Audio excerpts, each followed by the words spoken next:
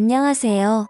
몇 년 된 이야기지만 아직도 기억에 깊게 남아서 한번 사연으로 이야기해 보려고 합니다. 군대 갔다 와서 복학을 하고 평범하게 학교 생활을 하고 졸업을 몇 개월 앞둔 시점이었습니다. 그때 무슨 헛바람이 들었는지 배낭여행을 훌쩍 떠나보고 싶었습니다.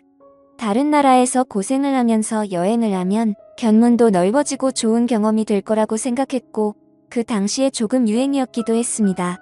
졸업 후 취직할 때도 이력서에 쓸 수 있고 그때의 경험을 잘 살리면 취직에 유리할 수도 있다는 말도 어디서 주워들어서 배낭여행을 가야겠다는 확신이 생기자마자 부모님께 허락을 받으러 본가로 내려갔어요.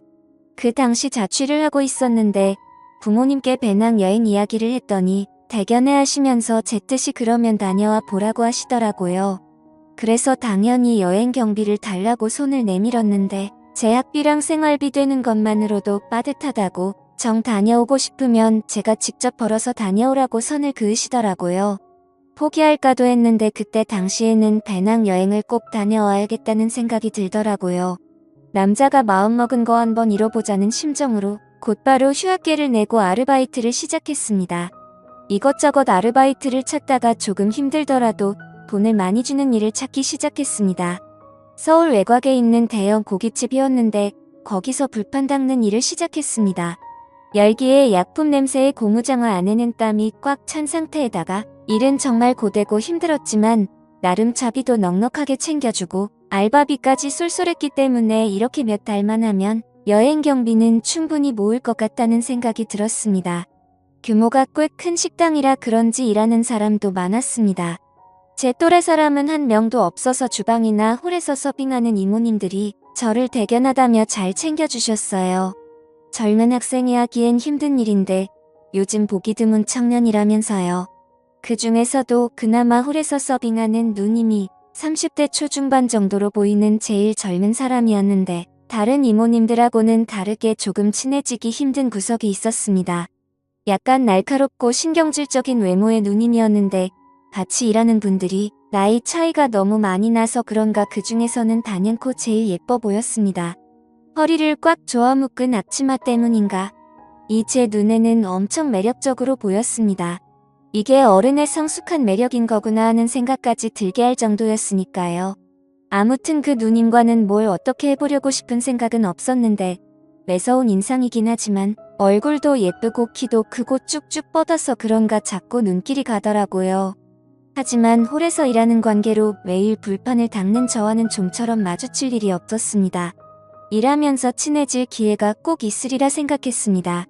무엇보다 유일한 제 또래이기도 하고 여행을 가기 전에 일터에서 만난 누님과 좋은 추억도 쌓으면 좋겠다는 생각도 했습니다.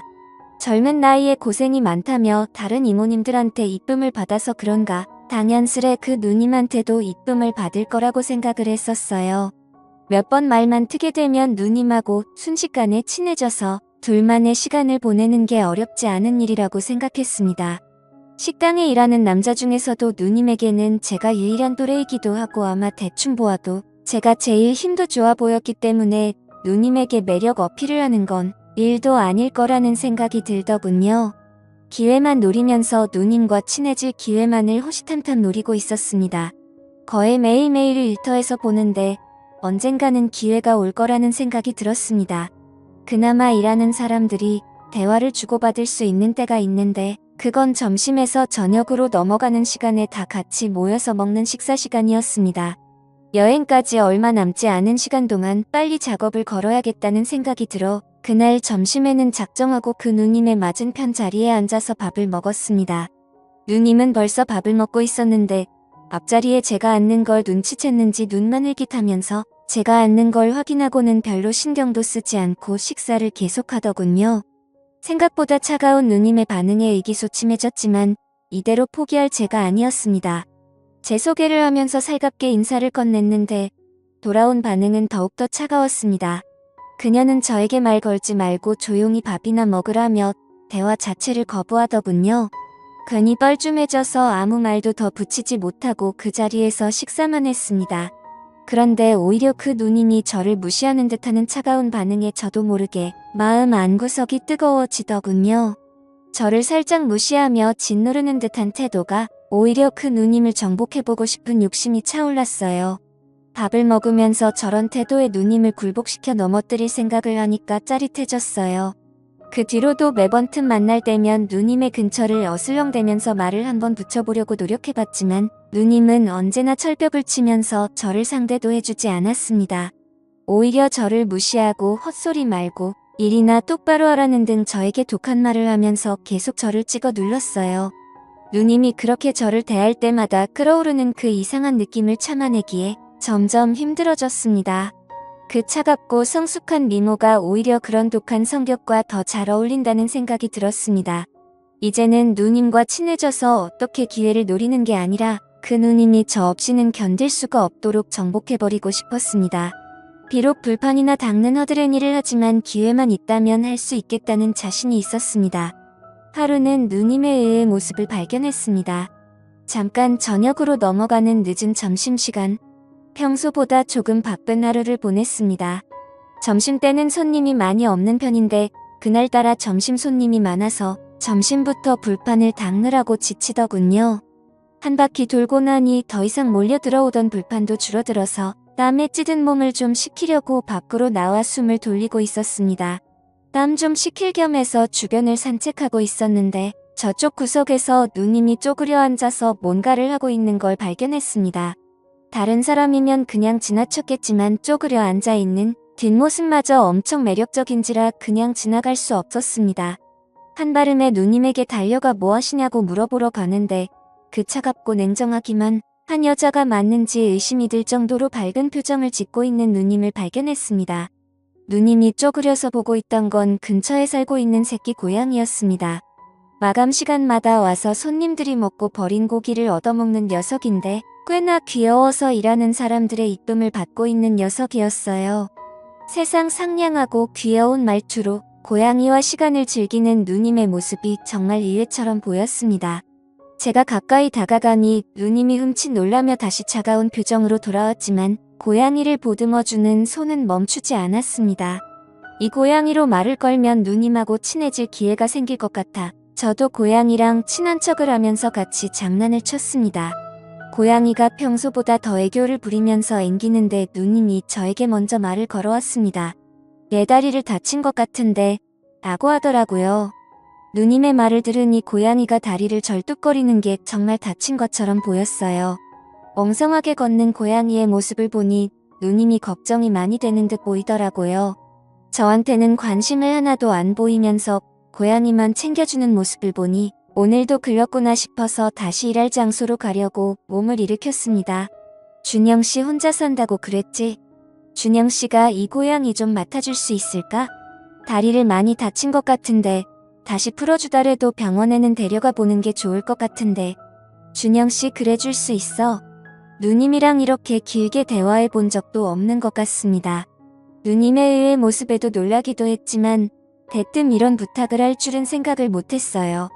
털 달린 짐승이라면 질색을 하는지라 거절하려고 했는데 문득 이 고양이를 집으로 데려가면 제 혼자 사는 집에 누님을 끌어들일 수 있지 않을까 하는 생각이 번뜩 들더라고요. 누님의 부탁이라면 뭐든지요 라고 말하면서 점수 좀 딸겸해서 알겠다고 말했습니다. 누님은 무슨 대답을 그렇게 하냐며 저에게 다시 차갑게 반응했지만 저에게 조금 신세를 진 듯한 태도를 보이기 시작하더라고요. 고양이를 데려간 그날부터는 누님이 고양이는 적응을 잘 하냐면서 먼저 말도 걸어오고 아무래도 고양이가 복덩이였습니다.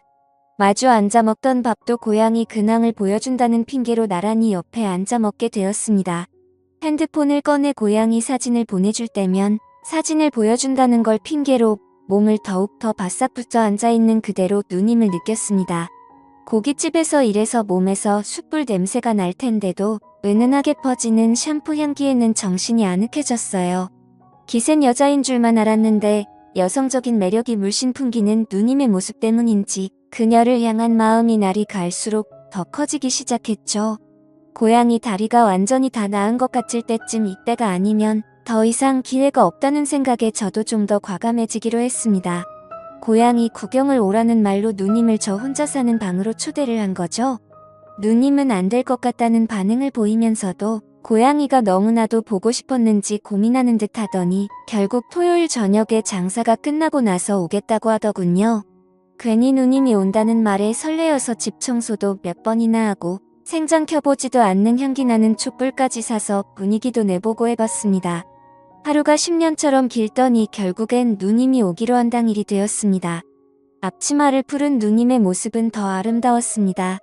같이 버스에 타고 우리 집으로 향하는데 옆에 앉아서 이런저런 이야기를 건네봤지만 저에게는 역시 계속 냉정하고 쌀쌀맞게 대답하더군요. 그럴 때마다 속으로 그런 모습도 얼마 안 남았다고, 오늘에야말로 기필코 내 여자로 만들어주겠다는 다짐을 몇 번이고 했습니다. 집 앞에 도착해서 도어락을 여는데 괜히 그때부터 제 마음이 두근두근 뛰기 시작하더라고요.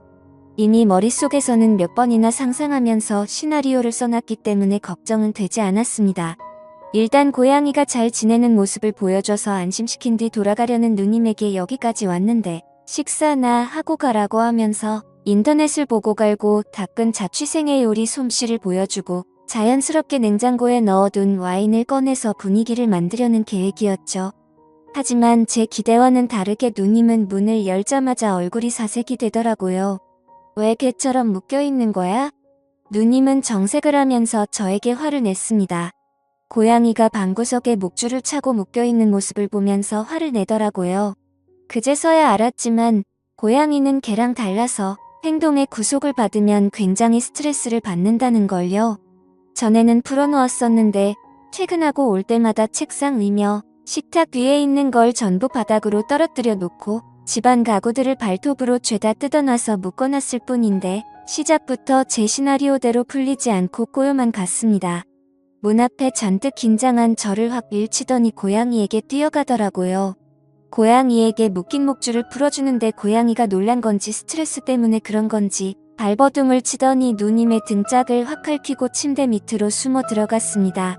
고양이는 나올 생각을 안 하고 누님은 입고 있던 얇은 옷 덕분에 보호가 안 됐는지 고양이에게 핥힌 곳에 피방울이 송골송골 번지기 시작하더라고요. 피가 나길래 허둥지둥 약상자를 들이밀었는데 피가 나는 곳이 등 쪽이라서 누님이 발이 닿지 않는 것 같더라고요. 갑자기 좋은 생각이 떠올라 누님에게 제가 약을 발드리겠다고 너스레를 떨면서 약을 발라주는데 세상 부끄러운 표정을 한 누님은 기센 척을 해도 천상 여자더라고요. 약을 다 발라주고 나니 누님과 저 사이에 묘한 분위기가 흐르는 데 때는 이때다 싶었습니다.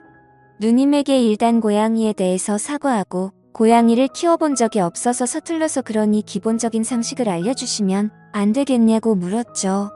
이야기가 길어질 것 같으니 제가 솜씨 관리 좀 해보겠다고 하고 자연스럽게 작전을 짜놓은 대로 흘러갔습니다. 보기에도 분위기 좋은 저의 솜씨 좋은 요리가 완성이 되고 냉장고에 넣어둔 와인을 꺼내 들었습니다. 누님은 그런 저를 보더니 피식 웃더라고요. 정말 서툴다고? 와인을 냉장고에 보관하는 사람이 세상에 어디 있냐고 말하면서요. 의도한 건 아니지만 저의 어리버리한 매력이 누님의 마음에 들었던 것 같습니다. 결국 술이 한 잔씩 들어가고 나니 누님과 저 사이에 벽이 허물어지기 시작했습니다.